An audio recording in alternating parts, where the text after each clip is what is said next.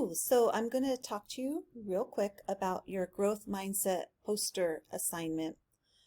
All of you should have received a poster. If not, I put on the classwork a link that has posters attached to it.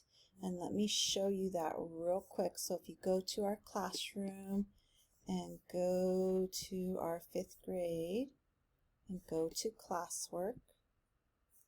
I'm going to click on my homework, and right here, homework for 8/17 on Monday, there are some growth mindset posters that you can download if you haven't already done so. So here's my poster, and of course I haven't colored it. You need to color yours as neatly as possible. Some of your avid people could have been a little better for 5th grade. So I want yours to be beautiful. Your quote, again, may be different than another person's quote, and that's okay. What I'm going to do is I'm going to assign this document right here, and it's a Google Doc.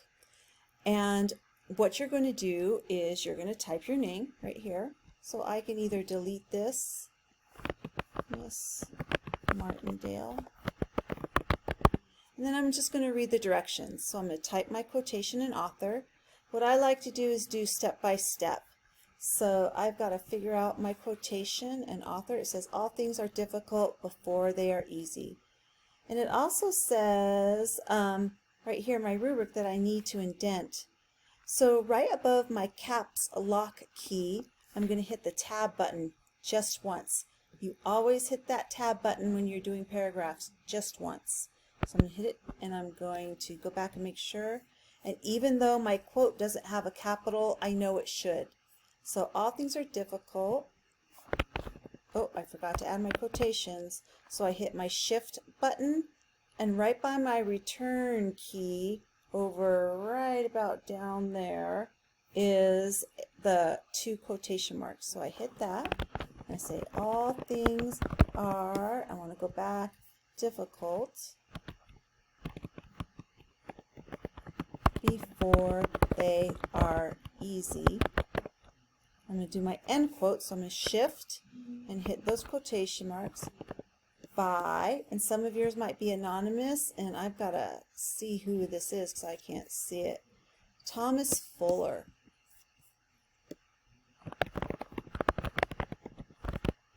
And then I'm going to see, okay, write the quote. What does it mean to you? So when I read this, I liked this quote especially because, you know, I really love to run, and I love to ride my bike, and I love to swim. But there was a time where I couldn't even run 1 lap around a track. I would be so winded, and I thought I was going to die. So that's what I'm going to say. So all things are difficult before they are easy by Thomas Fuller means to me that things aren't always easy at first. Period. There's one sentence, because I know I need at least 5. But if I want 100% on my grade, I'm going to put all effort into my writing, and I might do 7 or 10 sentences. That things aren't always easy at first. Let's see. Things are difficult before they are easy. It also means to me that you should not give up when things are tough. I like to use synonyms, and difficult and tough are synonyms. That means they mean the same thing. Let's see. It also means to me that you should not give up when things are tough, because eventually they may become a little easier. Sometimes running is still hard for me, but when I'm done, I feel so good. So I wrote what it means to me. Now I have to give 2 examples of things that have happened in your life or in my life that might be similar to your quote, and how did it make you feel? So I just told you some things that were similar. When I first began running, it was so hard for me. There's another synonym for difficult, hard. I could barely run around the track without losing my breath. I kept on going and would run farther and farther each week. It wasn't each day, it was each week. Eventually, I was able to complete marathons and even tougher races. So, am I done? No, because I have to give 2 examples. So another example might be online teaching. Another example is online teaching. It is so difficult for me, and I worry that I am not doing a good job. I won't give up.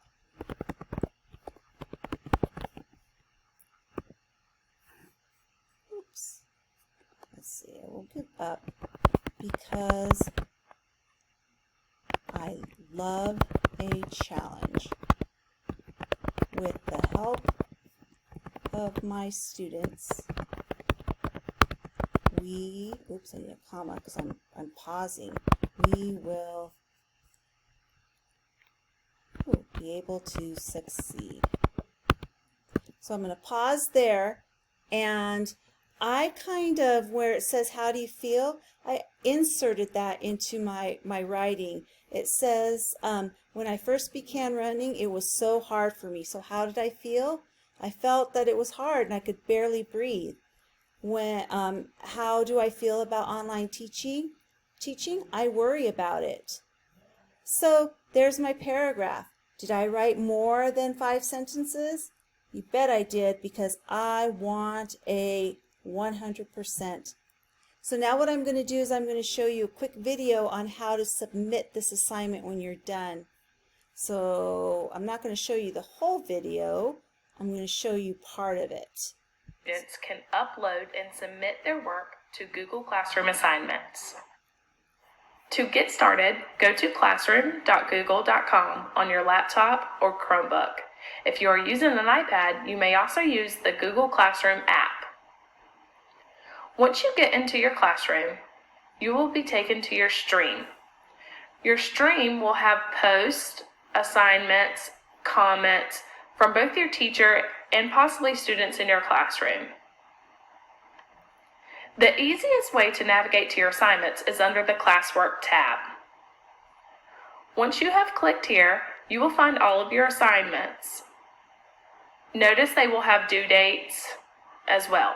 Today we will be exploring first how to submit an assignment with an attachment. If you click on the assignment, it will show you a drop-down option. Notice here I have a Google Docs attached that begins with my name.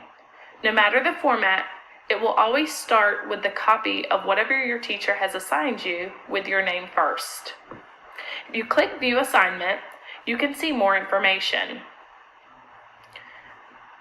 Once you click here, you will be able to see where you can leave a class comment. Remember, these are public, so all students in your class can see these. I believe I turned off the class comment. This would be a great place to add a question that might benefit others in your classroom. You can also see that same doc we talked about previously. Here you will see the Add button. We will talk about this a little bit more on assignments with no attachments. Here's a Turn In button, and then also notice private comment options. this is for something you only want your teacher to see. I can also click here to get to my doc. And if my teacher has provided me with a template, I can start editing and submitting my assignment here. Once I have finished my submission, I can click Turn in the top right-hand corner. Once you do this, you will lose all editing rights and the teacher will take them over. So you do not want to hit this button until you are ready and completely finished. If you are not finished, you can simply exit out of your doc. Clicking back here will take you back to your progress so that you can continue working on your assignment. You can also click the Turn In button here. After you have submitted your assignment, you can navigate back to your class in the top left-hand corner. Here I can go back to classwork and see my other assignments. Notice it now says that this assignment is turned in. Let's explore assignments with no. And that's all you really need to do. So once you do that, I'll grade it and you'll be able to see your grade. So remember, make sure you have your quotation colored. Make sure it's colored beautifully. And I will attach this document, and if you need to review how to turn it in, go back and watch the video. All right, that's all I got for you. Good luck.